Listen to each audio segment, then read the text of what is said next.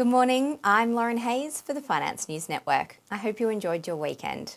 Stocks finished lower Friday with all the major averages posting losses for the week as worries persisted over continued rate hikes. Friday's moves came after November's producer price index showed higher than expected wholesale prices, which rose 0.3% last month and 7.4% over the previous year. Core PPI, which excludes food and energy, also topped expectations. Optimistic consumer sentiment data alleviated some fears, but attention remains laser-focused on this week's busy economic calendar.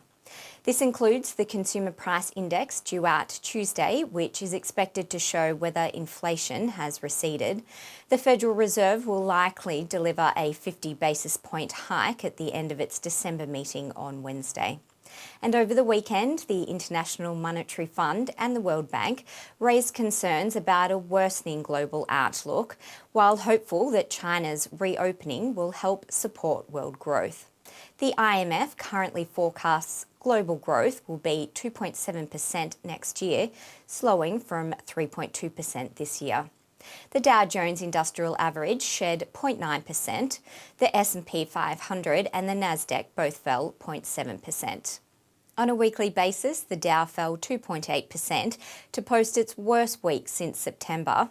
The S&P 500 lost 3.4%, while the Nasdaq dropped 4%.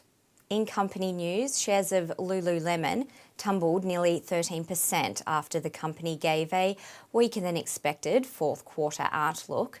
DocuSign jumped 12.5% on strong results, with billings and subscription revenue ahead of consensus. Shares of streaming service providers got a lift after two analysts boosted their price targets and gave optimistic outlooks for Netflix. And Tesla was one of the best performing stocks in the S&P 500, bouncing back after 4 consecutive days of losses.